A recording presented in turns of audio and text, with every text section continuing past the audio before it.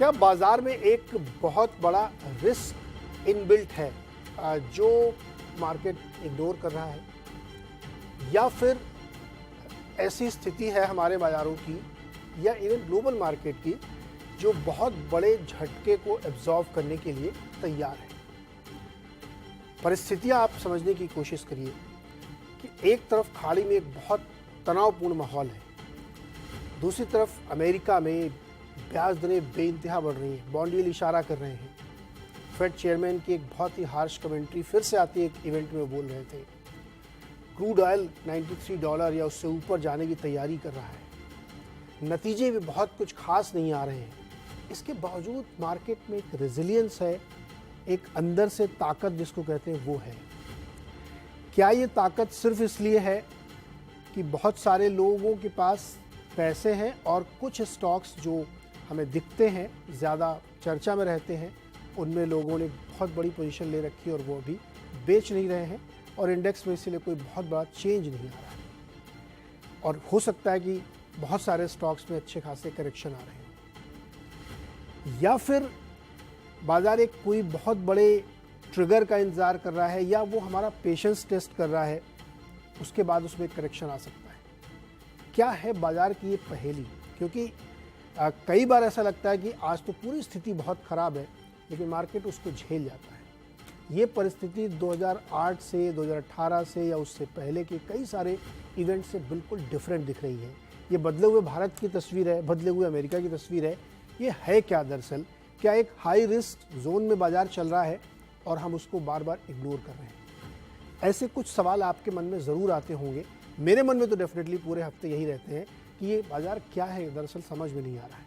क्योंकि बहुत सारे लोग, किसी भी फंड मैनेजर से आप बात करिए, वो कहता है कि बहुत महंगा हो गया है मार्केट, थोड़ा सा दूर रहना चाहिए, वेट करना चाहिए, लार्ज कैप स्टॉक बहुत सस्ते हो गए, फिर भी उनमें तेज़ी नहीं आ रही है, एफआई लगातार बेच रहे, फिर भी मार्केट गिर नहीं रहा है। तो ऐसे सवाल मन में मेरे आते हैं। उम्मीद है मुझे कि आप भी ऐसे ही सोचते होंगे। इन्हीं का जवाब आज फिर से एक बार ढूंढने की कोशिश करते हैं हमारे इस वीकेंड शो में, वीकेंड अड्डा में, और यही आज हमारे ऑन द शो के टॉपिक्स भी हैं। इसी के इर्द गिर्द हम ताना बाना बुनने की कोशिश करेंगे, चर्चा करेंगे और समझने की कोशिश करेंगे कि दरअसल माजरा है क्या मार्केट का। बातचीत करने के लिए हमने जो अपने मेहमानों को बुलाया, मैं उनसे आपका परिचय करा देता हूँ। मेरे साथ गुरमीत चड्ढा जी हैं, बहुत अच्छे तरह से आप परिचित हैं, मैनेजिंग पार्टनर हैं कंप्लीट सर्कल के। जसप्रीत अरोड़ा जी हैं, CIO हैं रिसर्च एंड रैंकिंग के, बहुत अच्छे से ये भी हमें समझाएंगे, कई बार हमारे शो में आ चुके हैं। अभिषेक अग्रवाल जी हैं, बहुत ही ज़बरदस्त वैल्यू पिकर है, रॉकस्टार कैपिटल के मैनेजिंग पार्टनर, और पंकज जैन जी SW कैपिटल के डायरेक्टर। आप सबका सर बहुत बहुत स्वागत है और उम्मीद करते हैं कि हमारे दर्शकों की आप मदद करेंगे इस पहेली को, इस गुत्थी को सुलझाने में, समझने में कि मार्केट में दरअसल क्या रिस्क है। गुरमीत जी, आपसे शुरू करें। ये क्या एक बहुत बड़े रिस्क जोन में हम जिसको कह रहे हैं कि तलवार भांज रहे हैं और हमें डर नहीं है किसी का, जबकि डर की वो सारी परिस्थितियां जो आमतौर पे मार्केट में होनी चाहिए या होती हैं जिसमें डर लगता वो है? नीरज जी, बहुत बैलेंस्ड सिचुएशन में है मार्केट। एक डर होता है लिक्विडिटी फ्लाइट का। जब भी यूएस का यील्ड 5% हो गया है 10 ईयर का, तो एक लिक्विडिटी फ्लाइट होता है कि रिस्क एसेट से पैसा निकलेगा। एफआईआई सेलर भी है पिछले 2 महीने से, वो कुछ हद तक शायद बैलेंस हो रहा है डोमेस्टिक फ्लो से, कुछ हद तक बोलूंगा। मैं ये नहीं बोलूंगा कि कंप्लीटली ऑफसेट हो सकता है, कुछ हद तक हो रहा है। दूसरा रिस्क ये है कि यूएस में जो सेविंग्स है टोटल, वो $200 बिलियन से भी कम रह गई है। पीक कोविड में ये $2 ट्रिलियन होती थी। और 80% जो हाउस होल्ड है उसके पास अब सेविंग्स नहीं है, वो डेट यूज कर रहे हैं। तो क्रेडिट कार्ड डेट यूज कर रहे हैं, बाकी लोन्स ले रहे हैं। और हाउसिंग एक जो डेटा है वो थोड़ा मिक्स पिक्चर दिखा रहा है, क्योंकि जिनका फिक्स रेट था वो तो ठीक है। जो नए तो अगर ये हाउसिंग में थोड़ा ट्रबल आता है तो ये क्या ये क्रेडिट इवेंट बन सकता है, उसको देखना पड़ेगा। एक हालांकि तसल्ली की बात यह है कि जो सब प्राइम है वो सिर्फ इस बार 5% है। 2008 में ये बहुत बड़ा परसेंटेज का फिगर था। तो मेरे हिसाब से हमें क्लोजली वॉच करना चाहिए। इसका इजी सोल्यूशन नहीं है। इतना डेट है यूएस में और रेट्स इतने ज्यादा हैं, और $1 ट्रिलियन का सिर्फ इंटरेस्ट पेमेंट यूएस सरकार करेगी न्यू फ्यूचर में।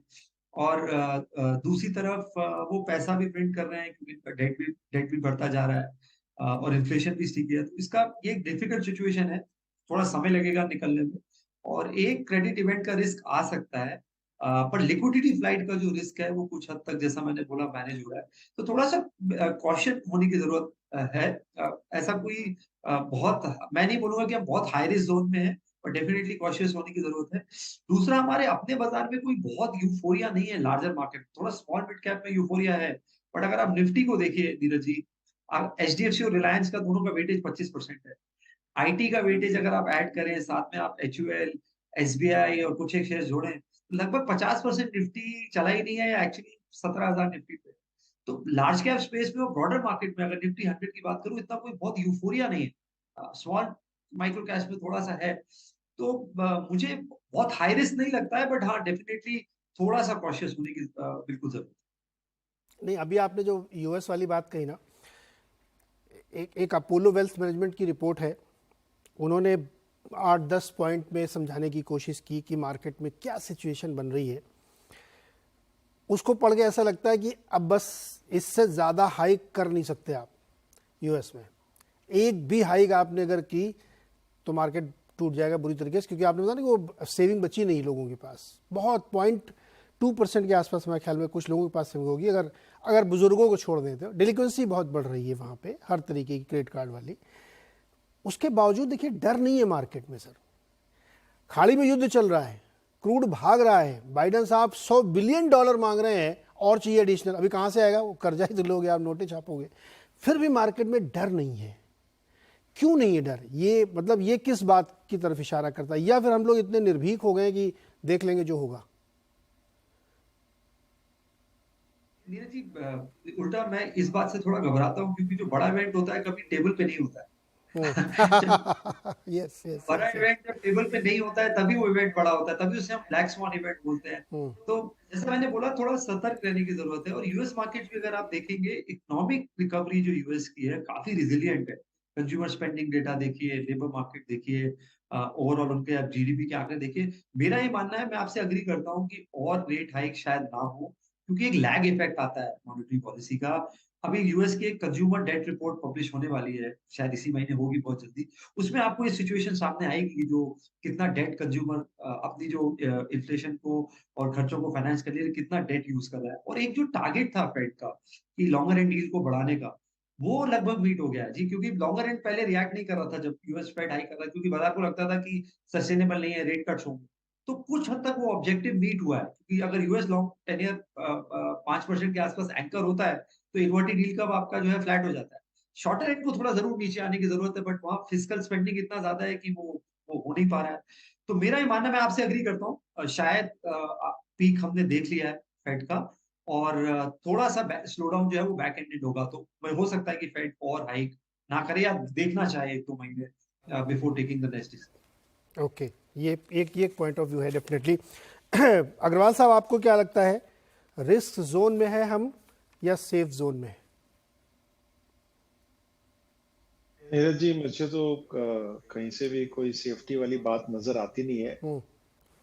लार्जली अगर मैं इस पॉइंट को एड्रेस करूं, जहां पे अभी तक हमारे मार्केट ने कोई बहुत बड़ा करेक्शन दिखाया नहीं है, जो कि इकोनॉमिक इंडिकेटर्स में high inflationary pressure, 5% US yield and further probability of increase of interest rates and high commodity price सब है।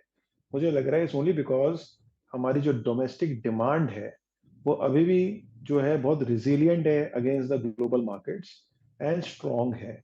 देयरफॉर अगर मैं जीएसटी कलेक्शंस को देखूं तो वो सारे नंबर अभी भी स्ट्रॉन्ग आ रहे हैं। सो देयरफॉर इमीडिएट ट्रिगर ऐसे नहीं बन रहा है कि कोई ऐसी कोई फंडामेंटल में बदलाव हुआ हो जिसको देखे इमीडिएटली मार्केट करेक्शन मोड में चला जाए। हाउएवर, ये जो सर्कमस्टेंसेस जिसमें अभी ये पूरी चीज बनी हुई है, जहां पे हम देख रहे हैं नेक्स्ट ईयर इलेक्शंस हैं, एंड टिपिकली इलेक्शन से पहले जहां पे इस तरह की अगर कोई रैली ऑलरेडी एक लेवल पे हो चुकी है, तो वहां पे मार्केट वापस एक रैली नहीं देता है। मुझे लग रहा है यहाँ पे कंसोलिडेशन फेज में मार्केट रहेगा। अपसाइड जो है वो मुझे लिमिटेड लग रही है। एंड यहाँ से अगर मार्केट 5-10% करेक्ट भी हो जाए, specially mid and small cap, then I won't be surprised. Because जो रैली हमने पहले भी कई बार शोज में मैंने ये बार बार चर्चा कही है कि ये कुछ हिस्टोरिक जैसा हुआ है। एंड क्योंकि एक एफआई की एक इनफ्लो एक मिड स्मॉल कैप में कई अरसों के बाद आई, और वहां पे टिपिकली जो है आपके पास एक लिक्विडिटी उतनी होती नहीं है, क्योंकि छोटे मझोले शेयर होते हैं, लार्जली कॉर्नर्ड होते हैं, इसलिए प्राइस के अंदर में हमने इतना बड़ा जंप देख लिया है। बट हाल एंड फिलहाल अगर हम मार्केट की चाल को देखें, तो जहां पे एक दिन मार्केट ऊपर जाता है, 2 दिन के बाद वापस करेक्शन आ जाता है, इसलिए ये भी एक इंडिकेशन है। दूसरी बात सबसे इंपॉर्टेंट, हम जैसे यहाँ पे आते हैं और चर्चा करते हैं, सी मार्केट जब ऊपर जाता है या मार्केट जब नीचे जाता है, तो ये कोई टाइम नहीं कर सकता। It is not a immediate action to reaction, but माहौल बनता है, कुछ चीजों की इंडिकेशंस आती है, और फिर हम उसे वॉच करते हैं और फिर देखते हैं कि ट्रेंड कहाँ पे मूव हो रहा है। सो अभी जिस तरह की एनालिसिस चल रही है हमारी अंडरस्टैंडिंग में, मेरे हिसाब से एक ट्रेंड दिख रहा है कि मार्केट के अंदर में अपसाइड से ज्यादा अब एक कंसोलिडेशन या थोड़ा बहुत डाउनसाइड दिखता है, because of the economic geopolitical tensions भी जो चले जा रहे हैं, जो अब एक्सेलरेट हो रहे हैं। पहले मुद्दा सिर्फ रशिया या यूक्रेन का था, अब तो यहाँ पे जो कि हमें पता ही है कि क्या हो रहा है इसराइल में एंड हमास के बीच में, but it's not about Israel Hamas, now is going beyond them. And धीरे धीरे करके अब ये एक पॉलिटिक्स, जो कंट्री की पॉलिटिक्स है वो वहां पे आएगी। तो कई जगहों पे हो सकता है सैंक्शंस आए, हो सकता है करेंसी के अंदर में मूवमेंट्स आए, बहुत सारी चीजें हैं जिसकी आशंकाएं हो सकती है। एंड देयरफॉर मेरे राय में हमें एक सतर्क रहने की जरूरत है, और कोई भी फ्रेश एलोकेशन करने से पहले मुझे लग रहा है कि कुछ कैश पे रह के एक थोड़ा सा करेक्शन देख के ही इन्वेस्ट करें। एक तरह का जो अभी किसी का तेजी का ट्रेंड चल रहा है, उसमें कैरिड अवे होने की अब कोई जरूरत नहीं है। मार्केट ने बहुत बड़ी रैली लास्ट 8 महीने में दे दी है, और अब थोड़ा सा रुकने का समय आ गया है। अभिषेक, बहुत इंटरेस्टिंग बात आपने कही, लेकिन आखिरी में आपने एक जो शब्द यूज़ किया ना, कैरिड अवे होने की ज़रूरत नहीं है। मार्केट की जो मनोविज्ञान है, जिस साइकोलॉजी में हम लोग प्ले करते हैं, हम लोग मतलब खास तौर में भारत के लिए कह सकता हूँ, अमेरिका भी चलो जोड़ लीजिए, उसको भी मैं रोज़ ट्रैक करता हूँ, हम लोग ट्रिगर हैप्पी लोग हैं। एक दिन खाली 200 पॉइंट नैस्डैक ऊपर हो गया, सारी थ्योरी बदल गई हमारी। आप देखिए, अब न्यू हाई बनेगा, कुछ भी कर लो आप, मार्केट में बहुत ज़बरदस्त तेज़ी है और तरह तरह की चीज़ें। और सिर्फ मैं नहीं सर, सब लोग, पूरे मार्केट में लोग अच्छाइयाँ गिनाना शुरू कर देते हैं, क्योंकि हम ट्रिगर हैप्पी लोग हैं। मेरा सवाल इसमें यह है कि कहीं ऐसा तो नहीं कि इस बीच में कुछ शातिर खिलाड़ी लोग धीरे धीरे हल्के हल्के हमारी छटाई करते जा रहे हैं और हम देख नहीं पाते हैं। एफआई की सेलिंग आ रही है, अगर एफआई को होशियार समझते हैं तो उन्होंने तो बाइंग भी एक तरफा की थी। नहीं, अपने देसी भी कर रहे होंगे सर। इधर भी कुछ लोग हल्के हल्के अपने को हल्का कर रहे होंगे। देखिए, इसमें कोई डिनाइल नहीं है। अगर हम ट्रेड्स देखें तो मेरे हिसाब से तो अगर कोई इंडिकेटर मैं पकड़ूं, मार्केट का लीडिंग इंडिकेटर, ठीक है, उसको मैं एफआईडीआई नहीं पकड़ता, मैं पकड़ता हूं मेरे नजरों में प्रमोटर का स्टेक सेल। जब प्रमोटर अपने खुद के शेयर्स बेचने लग जाते हैं, चाहे वो कोई भी तरीके के मोड से हो, तब लगना चाहिए कि मार्केट में कहीं ना कहीं एक तरह की पीक आ गई है। ऐसा हिस्टोरिकल अगर हम देखें एविडेंस, तो मल्टीपल टाइम्स हमने देखा है, जहां पे जब भी एक लार्जर साइज ऐसी हो जाती है जहां पे प्रमोटर्स बेच रहे हैं, चाहे वो कोई भी साइज की कंपनी के हो, तो वहां पे डेफिनेटली मार्केट एक बार के लिए पीक होता है। ओके, अब जसप्रीत जी के पास चलते हैं। जसप्रीत जी, वो क्या लीड इंडिकेटर है जो इस समय मार्केट को पकड़ रहे हैं, जिसके जरिए वो कुछ भी हो सकता है, तेजी का, मंदी का, सावधानी का, वाट, क्या चीज़ आप एक जिस पर आपकी नज़र बनी थी कि मुझे, जैसा अभी अग्रवाल जी ने कहा कि मैं तो देखता हूँ प्रमोटर क्या कर रहा है, आप क्या देख रहे हैं इस समय बाजार में? Thank you for inviting us and good evening everyone. तो रिसेंट अगर मैं रिजल्ट्स का अगर डायरेक्शन अगर देखूं, एक अगर आपने जो पहले सवाल पूछा safety versus this thing, just to set that context, safety versus risk हमें लार्ज कैप में बहुत ज्यादा दिख रहा है। मिड एंड स्मॉल कैप में it is, I would say, medium risk, and micro cap में वेरी हाई रिस्क जोन में है। So to that extent, I think valuation बोले, liquidity बोले, it is very very comforting on the large cap side, the top 100, top 200 names. इससे connected अगर बात है कि मिड कैप में अगर आप देखें, मिड कैप आईटी का रिजल्ट कई कंपनीज का है, मिड कैप इलेक्ट्रिकल कंपनीज के आए, मिड कैप बिल्डिंग मटेरियल्स में आए, और रिसेंटली मल्टीप्लेक्स कंपनीज के आए। ऑल ऑफ द प्लेसेस, सब जगह रिजल्ट 10, 15, 20% हायर देन एक्सपेक्टेड है। Still the stock prices after the result वो 2, 4, 5, 10% तक they have come down. Reason simple है, वैल्यूएशंस ऐसे लेवल पे चले गए थे कि वहां पे उस वैल्यूएशन की तो और ऊपर जाने की गुंजाइश नहीं थी, तो डिस्पाइट रिजल्ट अच्छे आए हैं फिर भी the stock prices have come of. तो डायरेक्शनली यही है कि बस अब यहाँ से continuously all these high high earning high valuation companies जो ज्यादा करके स्मॉल एंड माइक्रो कैप्स में है, उन पे प्रेशर बना रहेगा। तो आप सोचिए किसी का अगर लेस देन एक्सपेक्टेड अगर रिजल्ट आ रहा है तो उसका क्या हाल करेगी market tomorrow if that situation were to rise. And उसमें उसमें बहुत पॉसिबिलिटी, क्योंकि मिक्स्ड बैग है। आप एफएमसीजी कंपनीज 2-3% वॉल्यूम ग्रोथ दे रही हैं, cigarette is about 5-6%, liquor companies का भी रिजल्ट आया 7%। So it's all over the place. कोई ऐसा मिक्स्ड, बिल्डिंग मटेरियल्स में इलेक्ट्रिकल कंपनी रिजल्ट आया अच्छा है, 20-25% वॉल्यूम ग्रोथ आई है। टाइल कंपनीज का उतना अच्छा नहीं है, राइट। सीमेंट का में भी अलग अलग है, some companies are at 6, some at 10, some at 15%। So ये क्वार्टर मिक्स्ड बैग रहा है। तो आपका to answer your question, earnings पे बहुत ज्यादा फोकस रहेगा, both on the print number as well as जो आउटलुक दे रहे हैं यहाँ से। That is what we keeping a very close to. लेकिन एक चीज़ बताइए जसप्रीत जी, आप कह रहे हैं कि सेफ्टी बड़े वाले स्टॉक्स में ज़्यादा है। अभी आईटी के रिजल्ट हमने देखे, कहाँ सेफ्टी है सर? आईटी जो सही, आईटी के दिग्गजों के रिजल्ट आया उसमें कहाँ सेफ्टी है? जो लगाया था वो भी और नीचे हो गए थोड़े। fair point. So what I meant was that मतलब obviously you have see pharma कितने टाइम से it was lagging and एक टाइम आया बीच में when it tried to make a comeback। वही सेम हाल मतलब एटलीस्ट हमें लगता है कि to a great extent BFSI में है आज के दिन में, बिकॉज आप लार्ज के टॉप 5 नाम देख लें प्राइवेट एंड पीएसयू मिला के, they have been largely under performance. तो एक समय आएगा when they will make a comeback. IT हमने लास्ट शो में भी आप ही के शो में डिस्कस किया था, विल टेक स्लाइटली लॉन्गर। 6 महीना कहीं नहीं गया, तो आप थोड़ा सा it will take longer. BFSI में डेफिनेटली 15-20% ट्रेड ग्रोथ और 15-18% आरओई लेवल्स आ रहे हैं, एनपीए लेवल्स कंट्रोल में है, तो वहां पे हमें ज्यादा सेफ्टी लगता है। IT I agree, it will take probably 2 more quarters before वहां पे the sun comes out pretty bright and ray of hope दिखे। तो we are largely underweight on IT और बीएफएसआई और pharmaceuticals and select consumer discretionary हमारा ज्यादा समय we are trying to be overweight. Okay, Pankaj ji, क्या मार्केट ट्रेडमिल पे चल रहा है? नमस्कार नीरज जी। नीरज जी, 4-5 टिप्पणियां हैं मेरी। I been hearing to what my colleagues have been saying और जो मार्केट में देख रहे हैं। और आपने अभी कार्यक्रम के शुरू में एक सेंटेंस आप गुरमीत जी से डिस्कस कर रहे थे, क्या is there something bigger on the table, क्या कुछ ऐसा आने वाला है? और उस संदर्भ में गुरमीत जी ने कहा कि जो बिगर कोई इवेंट आता है तो वो बता के नहीं आता, टेबल पे दिखता नहीं है। एक इंग्लिश टर्मिनोलॉजी में उसे ब्लैक स्वाइन इवेंट कहते हैं।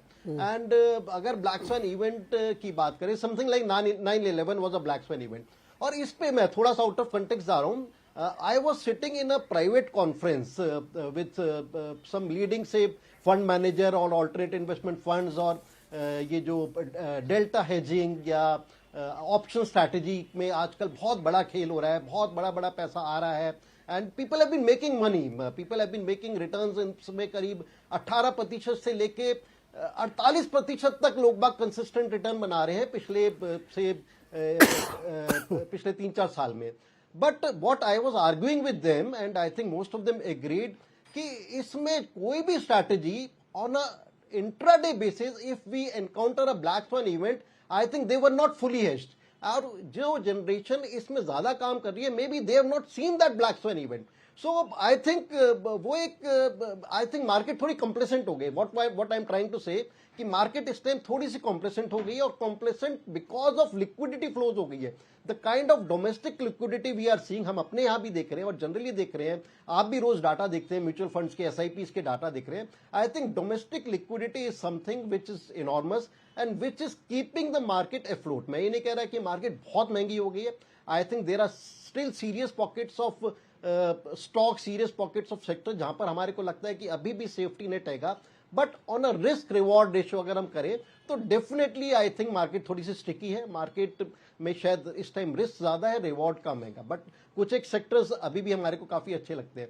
So I think this is domestic liquidity. और हमें दो तीन जो चिंताएं हैंगी जो हमारे को नजर आ रही हैं, जिस तरह से हम कल भी देख रहे थे यूएस फेड के चेयरमैन जिस तरह कमेंट कर रहे थे कि मुझे अभी नहीं लगता कि इंटरेस्ट रेट टॉप आउट हो गए, अभी भी मेरे को लगता है कि ग्रोथ काफी ज्यादा है, इन्फ्लेशन ज्यादा है, and I have to moderate this growth. और ये डाटा में भी आ रहा है, डाटा में भी आ रहा है. डजंट मैटर कि लोग बाग इस टाइम अपने सेविंग्स खत्म कर चुके हैं, डेट मनी से कर रहे हैं, बट आई थिंक अभी भी जिस तरह का एक सेल्स डाटा यूएस जैसी मार्केट से आ रहा है बहुत ही इनॉर्मस आ रहा है, and that does not auger well. और जिस तरह से अगर हम देखें, अगर वहां पर यूएस में 4.5-5% पे डॉलर टर्म्स में आपको अगर रिटर्न्स मिल रहे हैं और यहां पर रुपी टर्म में आपके रिटर्न 7-7.5% है, तो आरबीआई को भी बहुत ज्यादा क्वेश्चन नहीं है. अगर वहां पर इंटरेस्ट रेट थोड़े से और बढ़ते हैं तो it's just a matter of time, RBI governor कुछ भी करें, फ्लाइट ऑफ कैपिटल ना हो, उनको रोकने के लिए इंटरेस्ट रेट यहां भी बढ़ाना पड़ेगा. So it's a complex scenario, it is a catch 22 situation. Not to forget 1-1.5 महीने बाद we are running into 5 major state election, और जिस तरह के एक पोल्स में रुझान आ रहे हैं, आई थिंक बहुत एनकरेजिंग रुझान रूलिंग पार्टी के लिए नहीं आ रहे हैं. So these are kind of things which are there. और जहां तक आप सेफ्टी नेट की बात कर रहे थे, आप एक और शब्द यूज कर रहे थे, सेफ्टी नेट. अगर जो भी इन्वेस्टर पिछले 1-1.5 साल में सेफ्टी नेट स्टॉक्स में जा रहा था, though we don't discuss individual stocks, but if we could name a stocks like something like Reliance Industries, something like HDFC Bank, something like Kotak Bank, something like Hero Honda, I think uske returns have been closer to zero, negligible return. तो safety net में पिछले दिनों market में कुछ भी नहीं दिया, but अच्छे क्वालिटी मिड कैप ने they've given returns of anywhere from 20% to 50%. तो जिस तरह से money small cap mid cap में आ रहा है, तो I think it's a catch 22 situation. We have been advising our clients कि आप थोड़ा सा कैश पे बैठो, जहां पर अच्छे प्रॉफिट्स हो उनको बुक करो, maybe wait for a while, थोड़े दिन के लिए बैठो, and let's see how the things unfold in next 2-3 months. So I am not very gung ho from current kind of levels, but मेरे को लगता है कि बहुत डीप रूटेड करेक्शन भी राउंड द कॉर्नर नहीं है, and we may see some signs of stagnation, some kind of time bound correction for next couple of weeks. Okay, लेकिन एक चीज़ और छोटा सवाल आपसे चाहिए.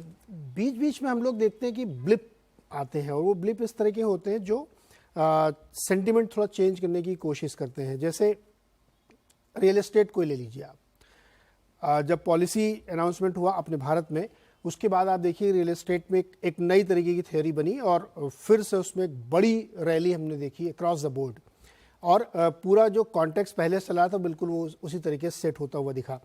लेकिन फिर हम लोग देखते हैं कुछ दिन बाद उसमें काफ़ी प्रॉफिट बुकिंग होती है और थोड़े से लोगों के व्यूज़ बदलने लगते हैं. तो जो भी मैंने चारों लोगों से सेकंड क्वेश्चन में यही बात पूछी कि क्या कुछ इनविजिबल हैंड्स हैं जो धीरे धीरे अपनी पोजीशन कम कर रहे हैं और हमारा रिटेल इन्वेस्टर समझ नहीं पाता इस बात को.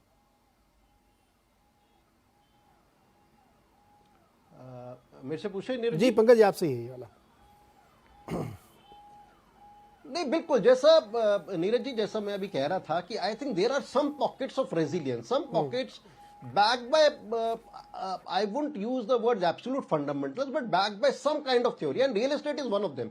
जिस तरह की K-shaped रिकवरी हमने रियल एस्टेट में देखी है, जिस तरह के अब डाटा आ रहे हैं, जिस तरह के हम देख रहे हैं कि प्राइसिंग जो इनपुट है, प्राइसिंग पावर जो एक डेवलपर्स को मिल गई है, खासतौर से अगर मैं नॉर्थ की बात करूं, सिटिंग अराउंड इन दिल्ली, जिस तरह की प्राइसिंग पावर आज के दिन डीएलएफ के पास है. There was a article just about 4-5 days back कि 100 करोड़ के लग्जूरियस अपार्टमेंट्स ट्रेड हो रहे हैं, which were sold at about 25-30 crore say 7-8 years back. So I think that is the power, and that is not one of kind of transactions. I think काफी pricing power आ गई. उसके अलावा जो एक domain जो हमारे को आज से कुछ महीने पहले लग रहा था कि लो कॉस्ट हाउसिंग में बिल्कुल ट्रैक्शन नहीं आ रही, आई थिंक उसमें भी एक ट्रैक्शन देखने को मिल रही है. And the story behind that एक जो सर्कल में घूम रही है, हमारे प्रधानमंत्री ने 15 अगस्त को एक अनाउंसमेंट की थी कि जो एक लोअर तबके का जो एक हाउसिंग लोन है, जो सबवेंशन स्कीम है, कि उसमें एक major announcement, major kind of benefit could be round the corner for those kind of investors और those kind of people who want to buy low cost housing. I think that is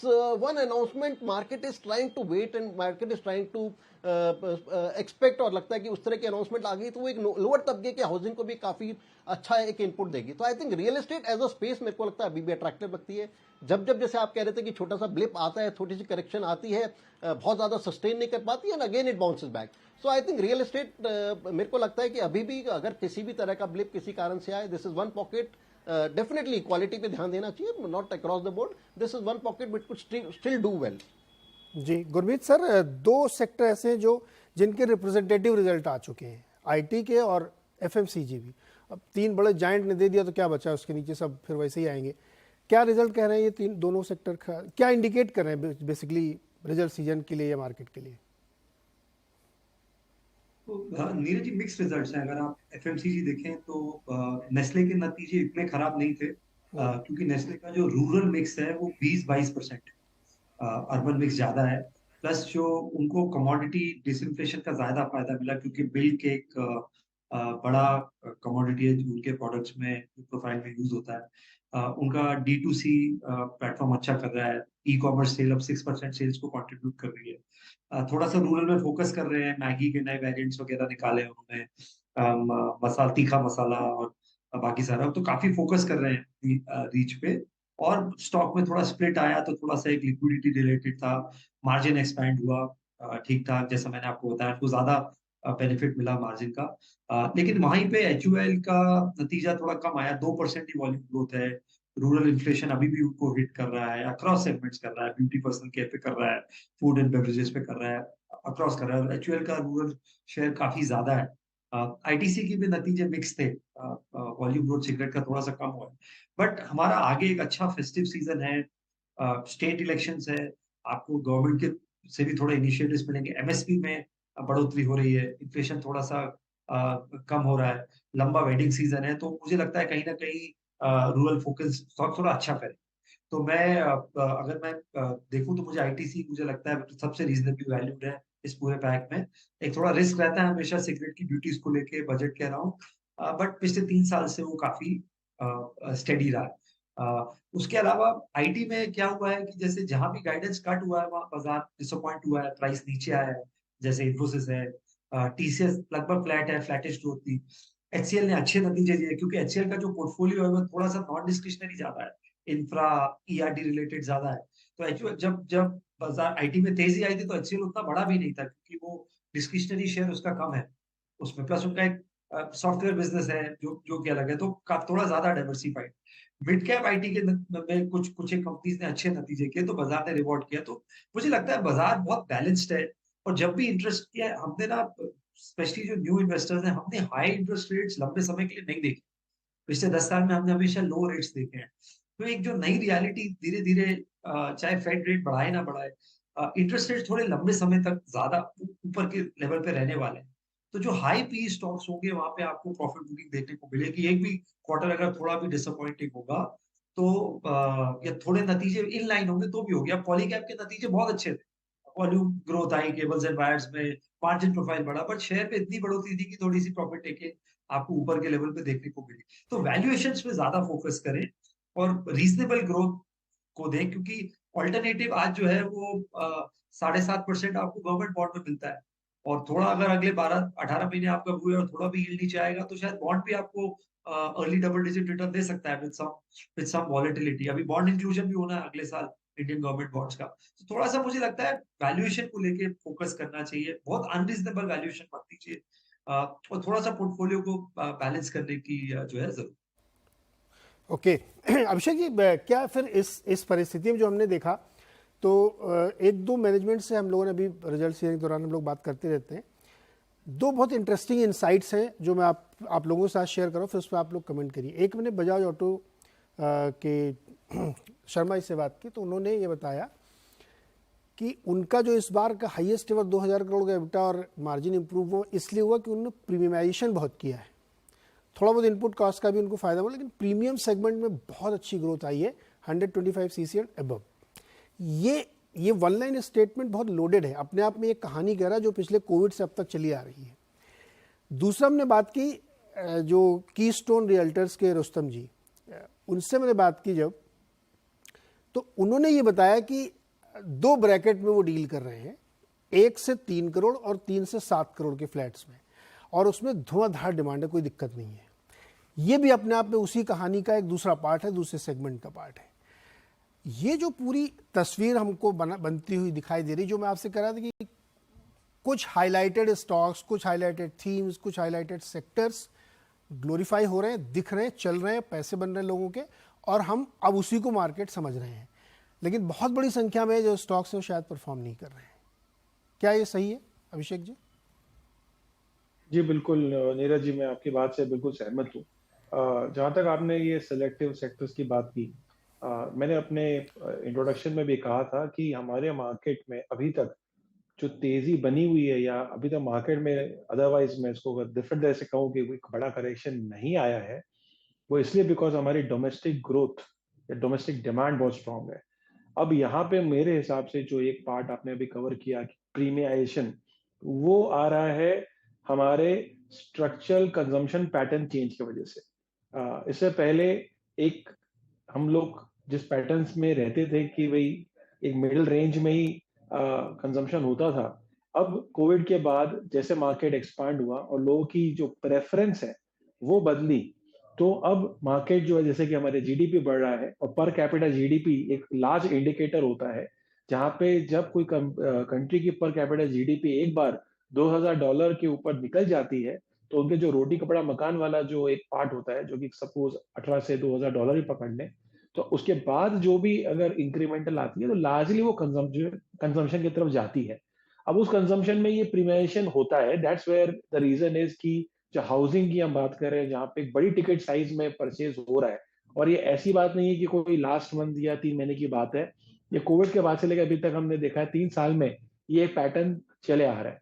तो जहां तक ये domestic market से अगर संबंध रहेगी, और इस तरह के पॉकेट्स में जहाँ पे एक तरह का नीश है, एक तरह की डिमांड है, तो उन सेक्टर्स को डेफिनेटली फायदा होगा। बट ओवरऑल जैसे कि आपने कहा कि भाई ओवरऑल ये सब जगह नहीं फैला हुआ है, ये इसका मतलब ये नहीं है कि एवरीथिंग विल वर्क। तो हमें सेलेक्टिव होना होगा। पोर्टफोलियो जो आप बनाए अपने स्टॉक का, ये बहुत मायने रखता है कि सिर्फ आप एक इंडेक्स में एक आईटी फार्मा देख के नहीं ले सकते। आपको मार्केट को समझना होगा, आपको स्टॉक समझने पड़ेंगे, उसकी जो इंडस्ट्री है क्या वो कैटर करिए, वो समझ के ही कॉल लेना होगा। सो मुझे लग रहा है कि यहाँ पे लेट्स बाय ऑल वाला मार्केट नहीं है।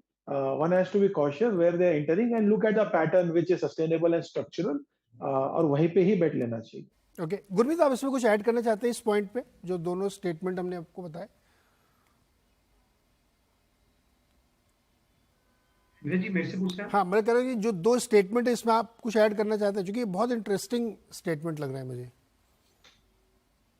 नीरज जी, जैसे मैंने बोला, अर्बन अच्छा कर रहा है, ये गिवन है।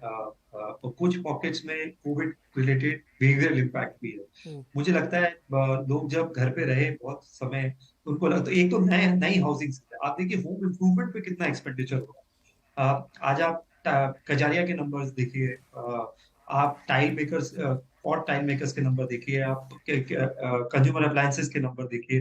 तो ओवरऑल जो हाउसिंग से कुछ 48-49 सेक्टर्स लिंक्ड है। सीमेंट में वॉल्यूम ग्रोथ आ रही है 11-12% की। डेकोरेटिव पेंट्स का वॉल्यूम ग्रोथ अच्छा है, अभी थोड़ा सा क्रूड रिलेटेड मार्जिन इम्पैक्ट है। तो होम इम्प्रूवमेंट में एक एग्जिस्टिंग होम इम्प्रूवमेंट और एक न्यू हाउसिंग सेल है। तो जो अपर एंड है, अफ्लुएंट सेगमेंट है, वो ज्यादा स्पेंड कर रहा है। थोड़ा सा मुझे लगता है वो बिहेवियर लेड भी है। ट्रैवल भी ज्यादा कर रहा है, डिस्क्रिशनरी स्पेंडिंग बढ़ा रहा है। आप क्यूएसआर के नंबर देखिए, आप होटल के टैरिफ्स देखिए, आप एयरफेयर्स देखिए। तो ये इन चीजों में इम्पैक्ट दिख रहा है। रूरल में वहां हमने देखा है कि जो स्पेंडिंग पे इम्पैक्ट पड़ा है, इन्फ्लेशन ने इम्पैक्ट किया है उनको, तो वहां आपको स्लो डाउन दिखेगा, एफएमसीजी में स्लो डाउन दिखेगा। टू व्हीलर में थोड़ा सा आप देखिए उतने अच्छे नतीजे नहीं है जितने फोर व्हीलर के, हालांकि थोड़ा सा मुझे लगता है हल्का सा शिफ्ट हुआ है।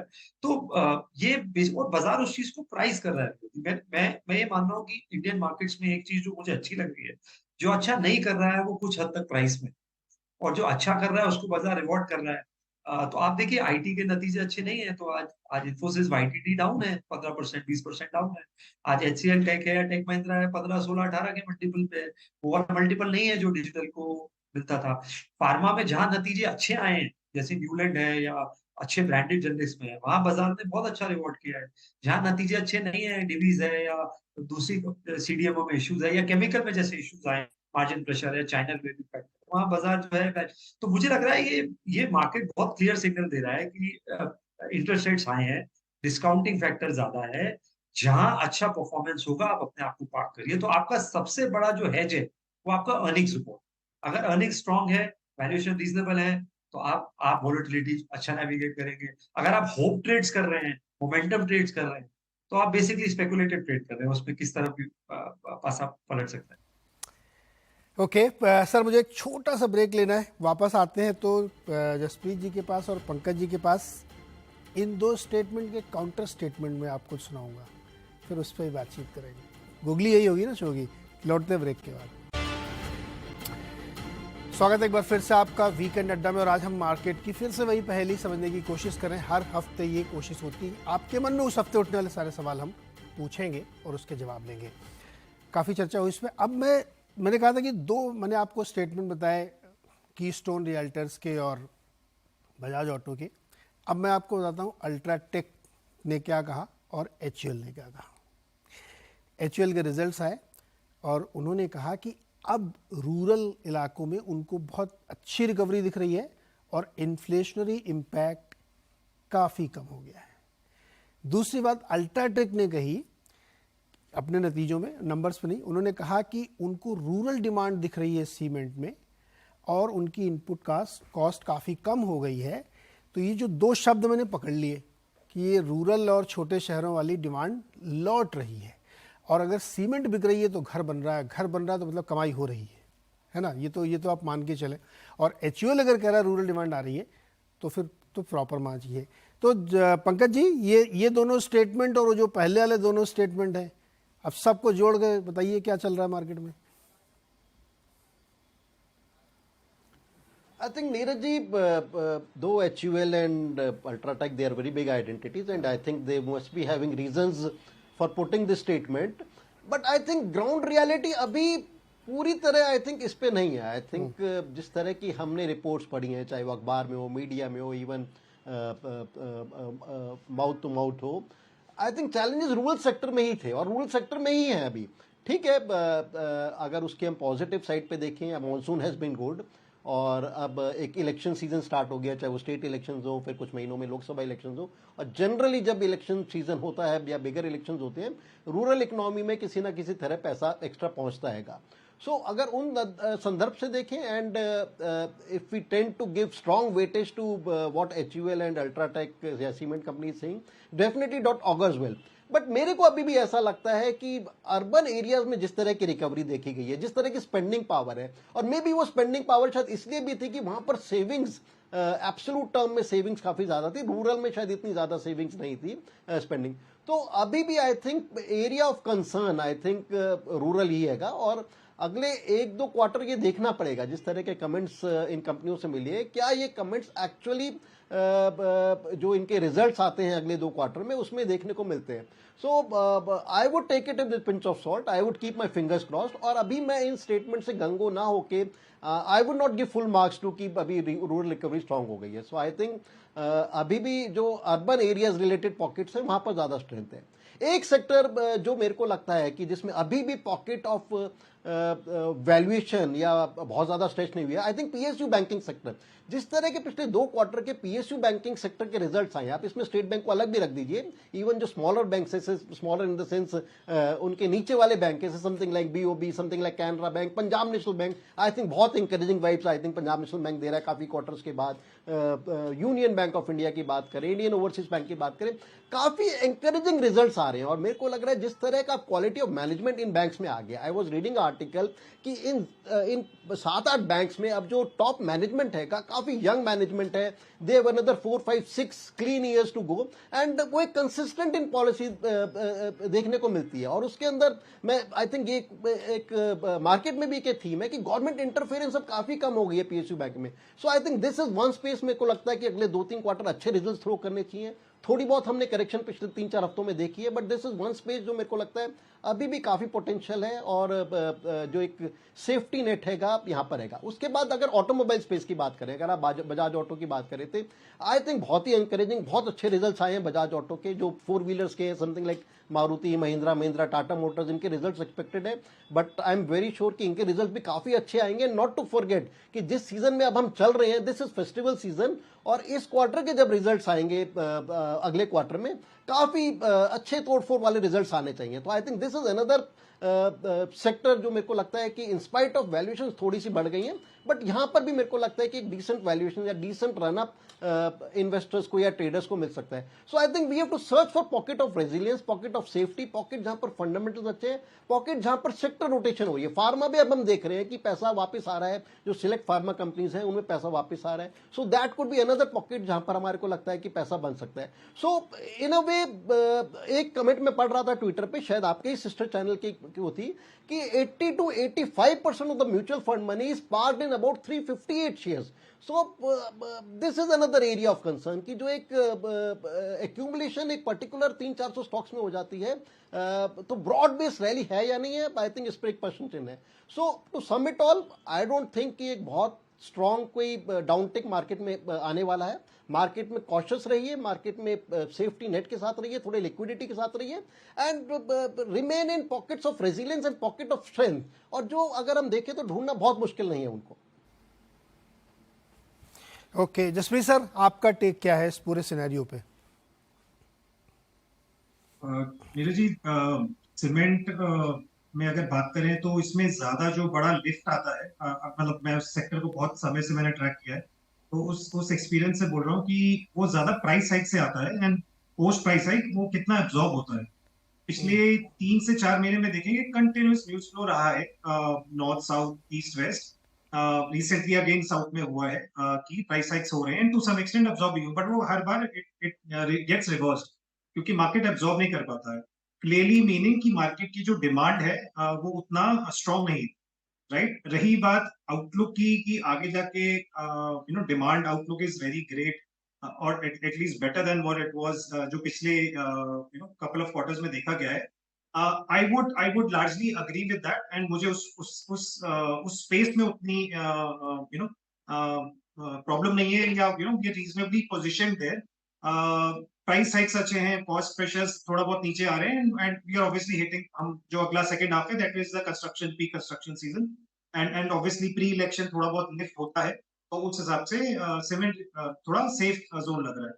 एफएमसीजी में I have my doubts, specially जो लीडर्स का जो ग्रोथ, स्पेशली जो नाम आपने लिए एंड उनका जो आउटलुक रहा है हिस्टोरिकली, और जो डिमांड पैटर्न रहा है, वो बहुत एक्साइटिंग नहीं रहा है. वो कहीं ना कहीं कुछ ना कुछ एक इवेंट होता है जिसकी वजह से वो डिमांड आउटलुक उतना नहीं आता है अच्छा.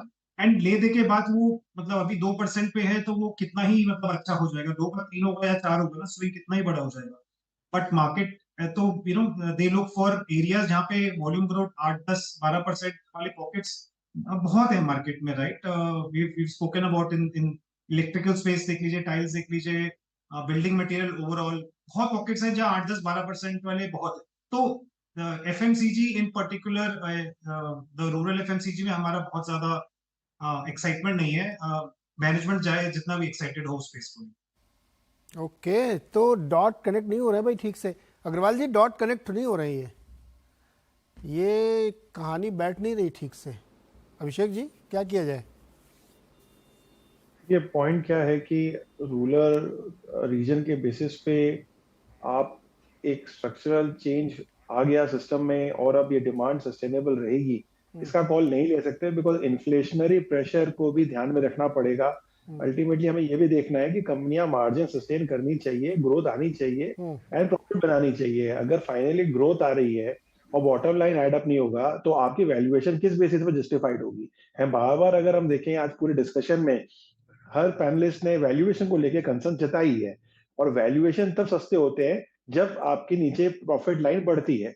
और अभी हमने एग्जांपल एफएमसीजी के स्टॉक्स के लिए, वहां पे आप देखिए अगेन आईटीसी के अंदर में जहां पे टॉप लाइन की एक ग्रोथ है, मगर बॉटम लाइन के अंदर में लार्जली वो फ्लैट आउट हो रहा है. ईयर ऑन ईयर ग्रोथ है, but quarter on quarter sequentially again is flat out. सो यहां से कंसर्न बैठ रहा है मार्केट में कि डिस्पाइट आपके पास एक डिमांड आ रही है, but then how do you tackle the inflationary pressure which is eating up your margins, and already market के रन अप पे आपकी वैल्यूएशन एक्सपेंसिव हो गई है, तो फिर आगे की रैली सस्टेनेबल कैसे हो? सो इसलिए मुझे लग रहा है कि यहाँ पे यही रीजन है कि ये एड अप क्यों नहीं हो रहा है, कि एक तरफ मैनेजमेंट भले ही बुलिश हो, मगर मार्केट शायद जो है उसका व्यू थोड़ा डिफरेंट है, because we have to combine all the factors and not look only in isolated statements.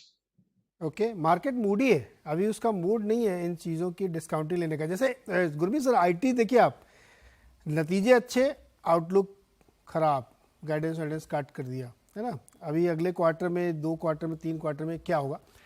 तो जैसे फंड मैनेजर से जब आप बात करिए तो पिछले 7-8-10 क्वार्टर से मुझे लगता है वो आईटी पे थोड़ा दूरी बनाए हुए हैं। बैंक और फाइनेंस में वो पहले बहुत थे, अभी बहुत में 5% आप 10% कम कर लीजिए, उतना है, बहुत -10, अभी भी वो बैंकिंग उसमें बुलिश है। मेरा इसमें सवाल ये है इन दोनों सेक्टर्स को लेकर के, दोनों का थ्रेड एक ही है, रेट, पैसा, सस्ता पैसा। जब नहीं है सस्ता पैसा तो आप एक में बुलिश और एक में नहीं बुलिश है, ऐसा क्यों? तो नीरज जी, दो चीजें हैं। ऐसा नहीं है कि मैं आईटी पे बेयरिश हूँ, बैंक्स पे बुलिश हूँ। जैसे अगर आप आईटी पे देखें, जो ऑटो ओईएम्स है, उन्होंने अपना केपेक्स बढ़ाया है, स्पेंडिंग बढ़ाया है, क्योंकि वहां पे एक इलेक्ट्रिफिकेशन, एक ट्रेंड चेंज हो रहा है। ऐसे हम केस बोलते हैं, कनेक्टेड ऑटोनोमस शेयर्ड इलेक्ट्रिक। तो अगर आप केपीआईटी के नतीजे देखें, टाटा एलएक्सी के नतीजे देखें और जो रिलेटेड प्लेयर्स हैं, आपको नतीजे बेहतर देखेंगे। टाटा एलएक्सी के तो नतीजे अभी पीछे आए, अच्छे आए, मार्केट ने पॉजिटिवली रिएक्ट किया। हालांकि एक्सपेंसिव स्टॉक है, तो रिएक्शन 1-2 दिन का ही था, म्यूटेड था। और थोड़ा सा जो कंपनीज, जैसा मैंने बोला, जिनका ज्योग्राफिकल मिक्स बेटर है, नॉन डिस्क्रिशनरी डिस्क्रिशनरी का अच्छा मिक्स है, जैसे एचसीएल है, वहां नतीजे ठीक थे। तो आपको थोड़ा सा सिलेक्टिव होना पड़ेगा। इन्फोसिस का एक्सपोजर यूएस में ज्यादा है और नॉर्थ अमेरिका में ज्यादा है और बीएफएसआई में ज्यादा है, तो वहां इम्पैक्ट थोड़ा सा देखने को मिल रहा है। और एक ट्रेंड आपने और देखा होगा नीरज जी, की डील विंस हो रही है, लेकिन जो रेवेन्यू कन्वर्जन हुआ है वो थोड़ा लैग के साथ। तो आपको अभी भी लॉन्ग टर्म कॉन्ट्रैक्ट्स मिल रहे हैं। तो थोड़ा सा कॉशन है क्योंकि इस एनवायरनमेंट में मैनेजमेंट्स का, कंपनीज का जो स्पेंड कर रहे हैं। तो मुझे नहीं लगता है कि जो बेसिक ट्रेंड है डिजिटाइजेशन ऑफ बिजनेस का या एआई रिलेटेड डिस्ट्रप्शन का, उसमें कुछ बदलाव आया है। शॉर्ट टर्म मूवमेंट्स होती है, हर हर बिजनेस एक अच्छे साइकिल से खराब साइकिल से निकलता है, और जब साइकिल खराब होती है तभी आपको भाव अच्छा मिलता है। तो मुझे लगता है सिलेक्टिवली मैं कंस्ट्रक्टिव हूँ आईटी को लेके। और जैसे मैंने बोला, बहुत सारे नेगेटिव न्यूज कुछ हद तक प्राइस में है। बैंक्स में भी आप देखिए, जहां जिस बैंक का लायबिलिटी ग्रोथ अच्छा है, जिस बैंक ने क्रेडिट अंडरराइटिंग अच्छी करी है, वहां पे बाजार जो है कंस्ट्रक्टिव है, चाहे वो फेडरल बैंक है। हमने आईडीएफसी फर्स्ट को देखा बहुत अच्छा करते हुए पिछले 1-2 साल में, क्योंकि बैलेंस शीट ट्रांसफॉर्मेशन हुआ। कुछ पीएसयू बैंक्स ने बहुत अच्छा किया, बैंक ऑफ महाराष्ट्र ने बहुत अच्छा किया। वहीं हमने देखा एचडीएफसी में थोड़ी सॉफ्टनेस रही ग्रोथ में। एसबीआई में भी 1% growth he I last quarter, quarter on quarter loan growth में। तो मुझे लगता है कि बाजार सिलेक्टिव है, और पूरे सेक्टर को बोलना कि ये पॉजिटिव है, नेगेटिव है, ये सही स्ट्रेटेजी नहीं होगी। आप ऑटो में देखिए, एक तरफ टीवीएस और बजाज अच्छा कर रहे हैं, मार्केट शेयर गेन कर रहे हैं, वहीं हीरो ने मार्केट शेयर करीबन 3.5% लूज किया है। वो अभी भी 125 सीसी सेगमेंट में, जो प्रीमियमाइजेशन सेगमेंट है, चेंज नहीं उसको किया ना, नहीं, उन्होंने अपने आप नहीं को लेकर। चेंज नहीं किया। हार्ले डेविडसन वो बहुत बाद में लाए, हाँ। वो बजाज और टीवीएस बहुत पहले समझ गए थे कि गेम बदल रहा है। ले आप कंटिन्यू करिए। फिर मेरा उसी में सवाल है कि एचडीएफसी की क्या कहानी भाई, इसका तो मतलब कुछ समझ में नहीं आ रहा है, रिजल्ट भी समझ में नहीं आया था मुझे। मुझे लगता है नीरज जी, 2-3 कारण है। एक कारण है कि जो इंटीग्रेशन हुआ, उसके बाद मैनेजमेंट ने एक एनालिस्ट मीट करी, उसमें बताया कि थोड़ा सा बुक वैल्यू कम हुई है, क्रेडिट क्वालिटी में थोड़ा सा, क्योंकि इंटीग्रेशन के बाद हल्का सा स्ट्रेस आया है।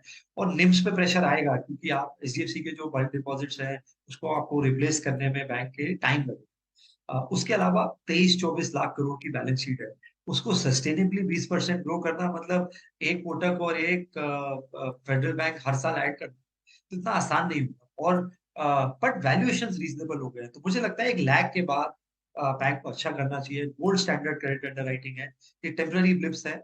और आप देखिए, एक सर्टेन प्राइस पे आके शायद अब वो ज्यादा रिएक्ट नहीं कर रहा है, जो 1500 से 40-50 का एक रेंज है।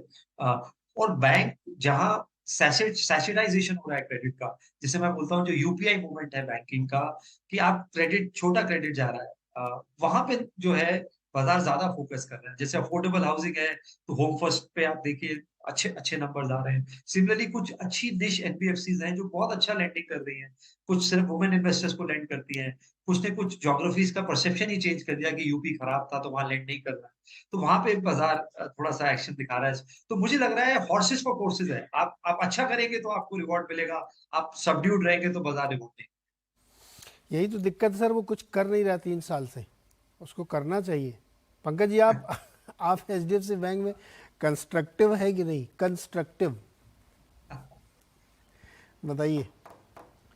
देखो नीरज जी, हम कंस्ट्रक्टिव हैं, पॉजिटिव हैं, ये सारे एडजेक्टिव या शब्द एचडीएफसी बैंक के साथ हैं। बट क्या हम अपने इन्वेस्टर्स के लिए, ट्रेडर्स के लिए, शॉर्ट टर्म इन्वेस्टर्स के लिए, मीडियम टर्म इन्वेस्टर्स के लिए क्या और पैसा हम एचडीएफसी बैंक में डलवा रहे हैं? आई थिंक उसका जवाब ना है। आई थिंक एचडीएफसी बैंक एक सीरियस टाइम करेक्शन के अंदर है, और वो टाइम करेक्शन हमारा ये मानना है कि बहुत नियर टर्म में एंड होने वाली नहीं है।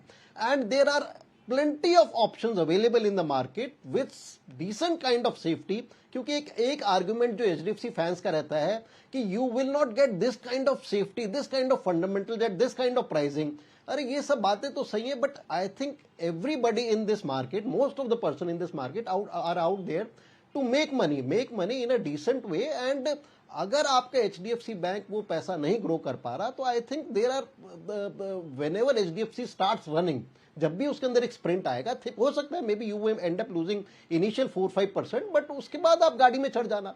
सो नया पैसा हम एचडीएफसी बैंक में नहीं डलवा रहे, बट बैंकिंग सेक्टर में एज सच, जैसा मैंने कहा कि we are pretty excited and bullish about smaller PSU banks. और एक रुझान हम देख भी रहे हैं कि आई थिंक ये जो बिगर प्राइवेट सेक्टर बैंक्स हैं, including HDFC bank, including ICICI bank, including Kotak bank, I think यहां से एक ऑप्टिमाइजेशन, यहां से शायद फ्लाइट ऑफ कैपिटल हो रहा है टुवर्ड्स पीएसयूज बैंक, यहां पर मेरे को लगता है कि ज्यादा अच्छी वैल्यू क्रिएशन है अगले 3 से 6 महीने में।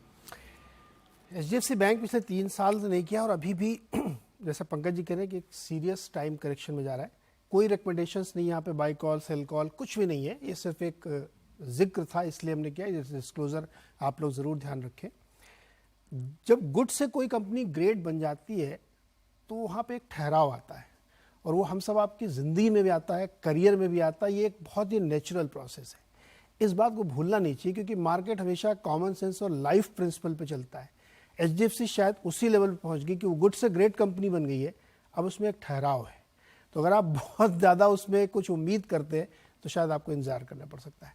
आज के लिए फिलहाल इतना ही। बहुत शुक्रिया सर आप सब लोगों का। हेल्दी रहिए, ध्यान रखिए अपना, अपनों का, और एंजॉय करिए। बहुत बहुत शुक्रिया।